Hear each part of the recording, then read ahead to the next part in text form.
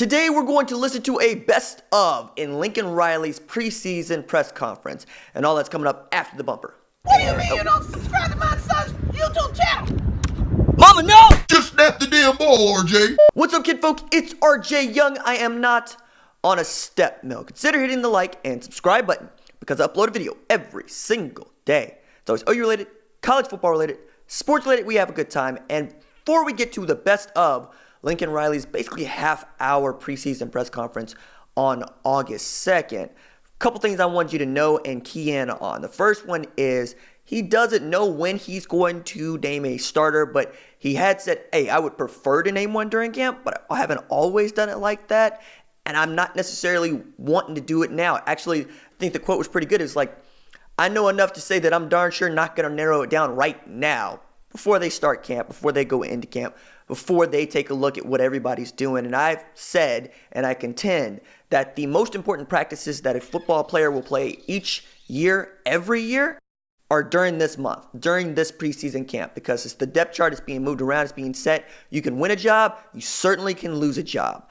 The next thing that I wanted you to key in on is how he talks about the way Alex Grinch is taking ownership of the defense and whether or not he believes in what he's doing. Now, obviously he believes in what he's doing. He hired the guy, but it's him saying things like, we had a similar vision. And anybody that knows anything about how Lincoln Riley was brought in and the way that it went his first season knows that it's going to be a little bit bumpy to start. But if it gets to going, it's going to get to going sooner rather than later. The last thing I want you to key in on when you're listening to this presser is just how measured Riley is in his answers. He's not flitting anything away, even questions that you might not necessarily think are the most well thought out. And that's, I've done that. We've all done that if we've been in this business. But I always say that it's up to a coach as to whether or not they want to pick that up and run with it. Because every question is one in which you can turn it and you can take it in an entirely different direction. You can attack it head on. There's a number of different things you can do when you're answering questions at a press conference.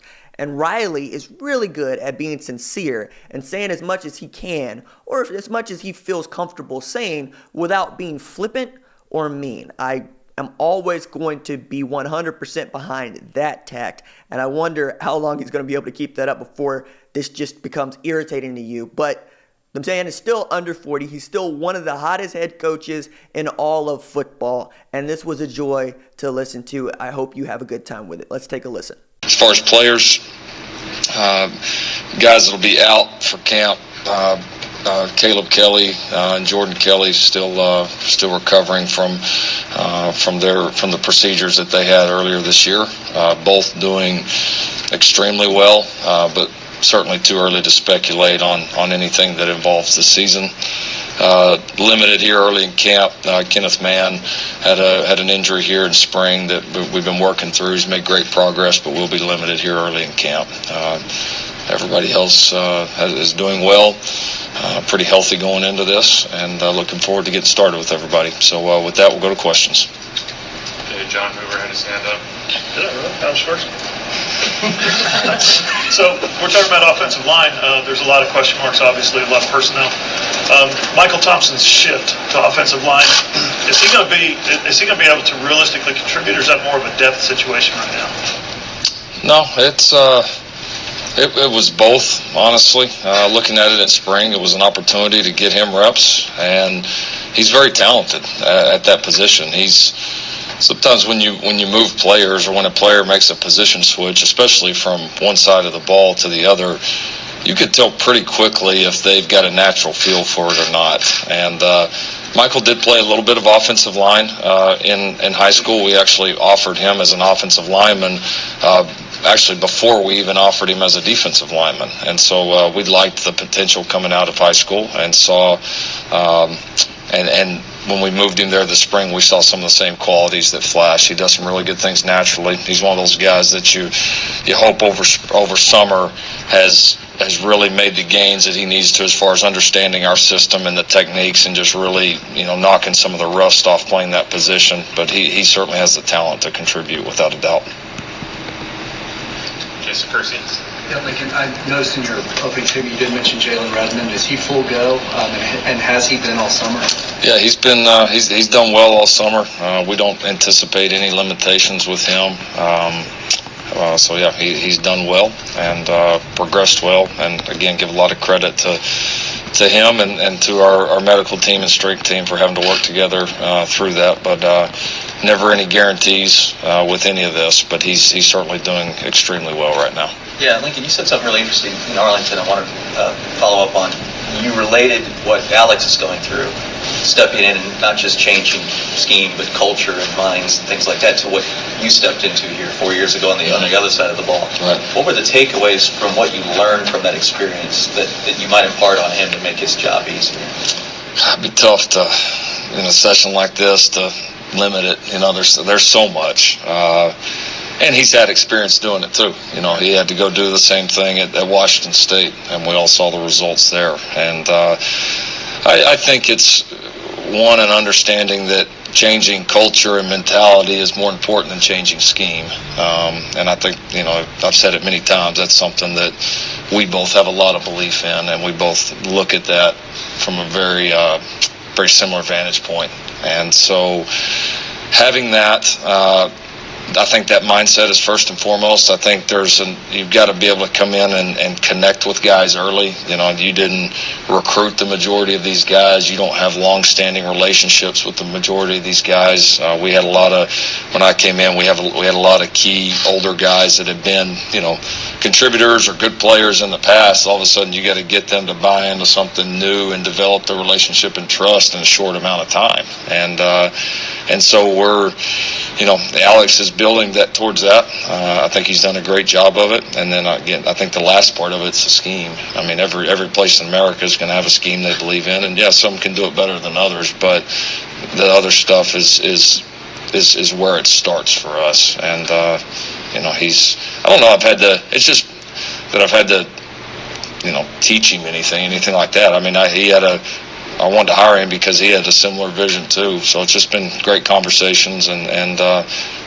finding ways to try to make that transition as smooth as possible. Some of the bumps you hit in 15, was that part of you settling in? I mean, I know it was a lot of it was schematic, and you trying to figure out how to use Joe and Samaje, for instance, together and things like that. But was part of that adjusting, still trying to get your hands and your mind wrapped around the culture and everything? Oh, absolutely. I mean, I think adjustment on my part and then adjustment on our players' parts. There was a lot of things behind the scenes that year, especially early, that we had to go through and struggle through, but they led to us being the kind of group that we thought we could be there at the end of the year. And so it's never easy. It's not like flipping a light switch. There's a process that's got to take hold, and there's going to be tension, and there's going to be ups and downs with it. And if you settle in there and stay steady, and if you've got the right guys in the boat as far as player-wise, then it becomes a positive experience. You grow from it, and the trust, relationships, bond is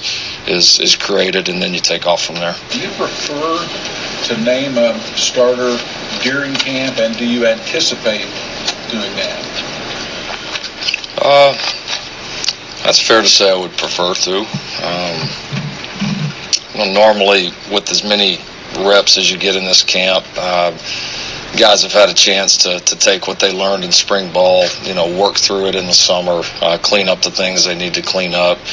I think you get a lot more accurate snapshot of where these guys are really at as camp unfolds, and so I would prefer to because then you're able to get it out of the way.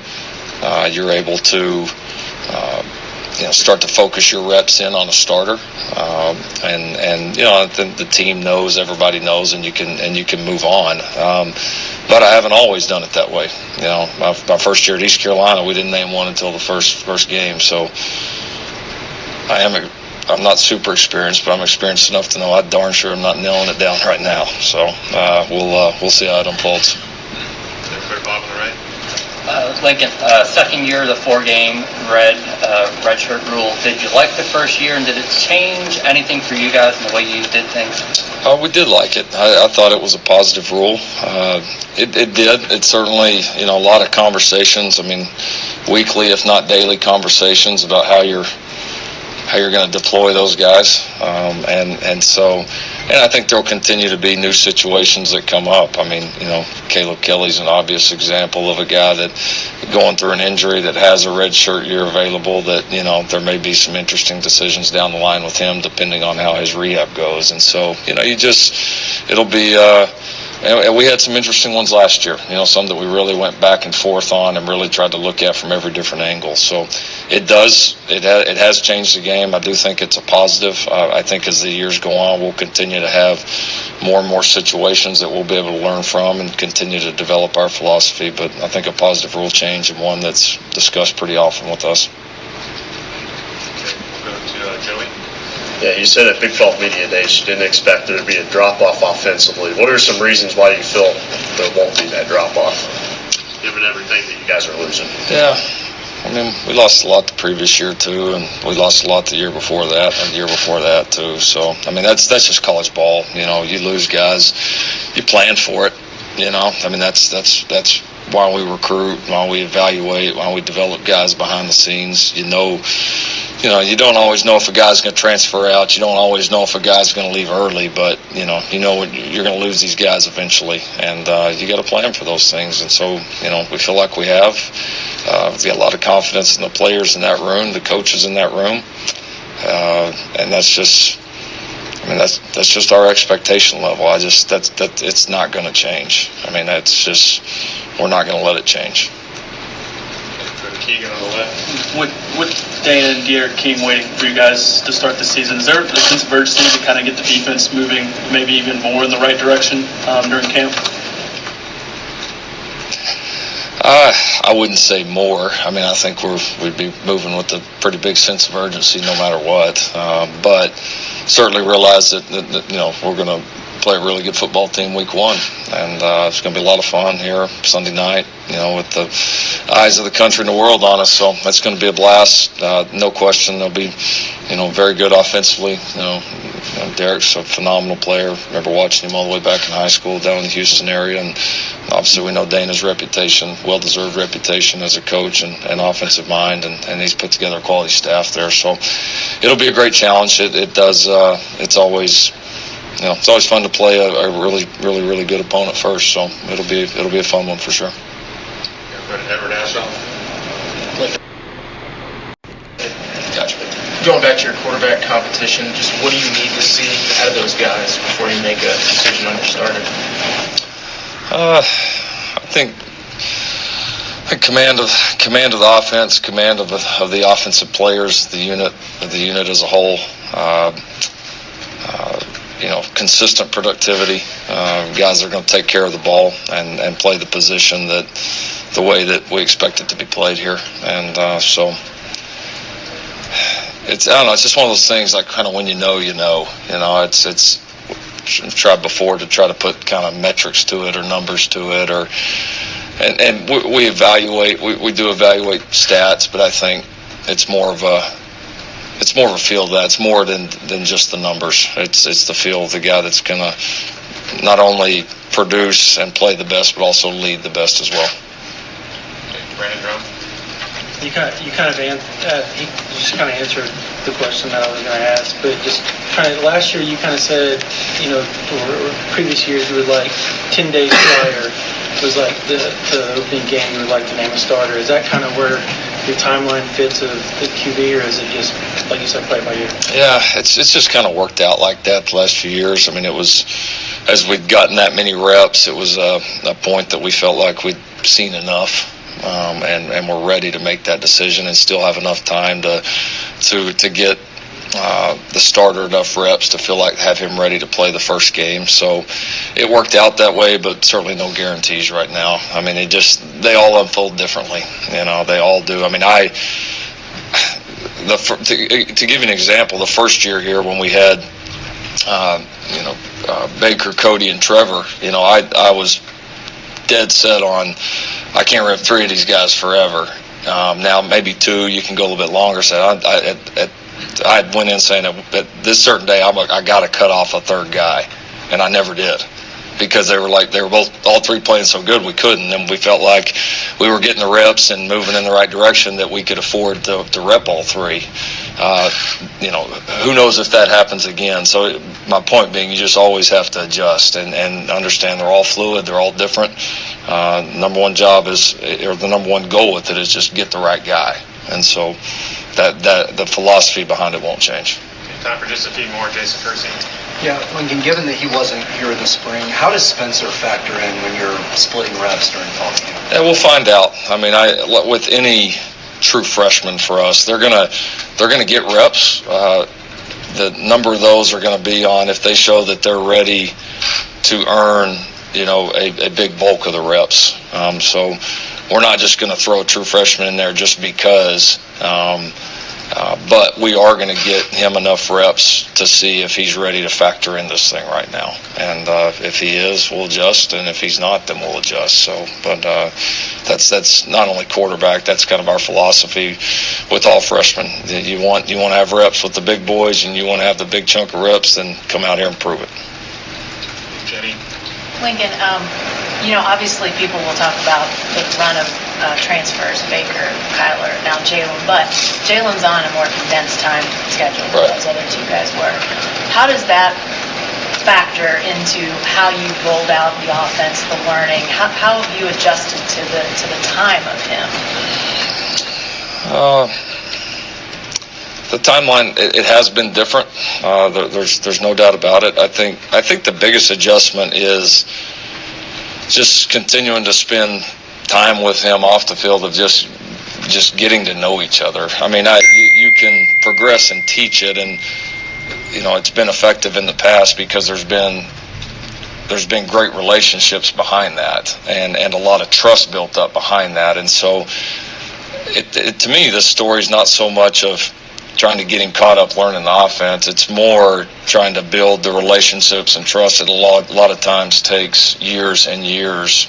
Whether that's trust with me, with other coaches, with the players. I mean, that to me is the whole deal. And I think if that can be developed at a high level, the scheme stuff will come, and we can get that taught. And Jalen's been in a lot of different offenses, a lot of different coordinators. I mean, he's seen a lot of ball, So I mean, that's the more intangible part of it, if you will, is probably I think the bigger key. John. Yeah, you've never, Lincoln, had to pick a kicker before. You've never, as a head coach, had to settle on, this is my guy. What methodology will you use to evaluate the kickers, and what criteria will you ultimately use to decide? Well, there's going to be, production. Those are a little bit easier thing to quantify. It either goes inside the uprights or outside of them. That kickoff either lands in the end zone or it doesn't. And so, and then also some of the competitive kicks that we have, we create different situations for all of our specialists, and so we probably put a little bit more weight, a little bit higher valuation on those. And then I'd be crazy not to heavily lean on the staff. Our staff is so special teams heavy with guys that have tremendous experience coordinating all over the country and have been in a lot of these. So it'll be a collaborative effort. Brian. Coach, what do you expect out of C.D. Lamb this season, not only in terms of production, but also perhaps in terms of leadership, given his experience out there? Yeah, he's got to be one of those guys that makes that transition that I think all great teams have to have. Maybe a guy that's been a good player that has not had to lead in the past because there's always been somebody there, and now all of a sudden there's nobody else there, and if you don't do it, nobody's going to do it. And it's that type of mentality. So we've certainly seen bits and pieces from that. I think the way he practiced this spring was just a great example, and he's certainly been more conscious of the leadership and taking ownership of that group. But certainly from a guy like him, Nick Basquin, Calcaterra, Lee Moore, some of those guys that have been around here for a little while, we'll certainly need that from those guys.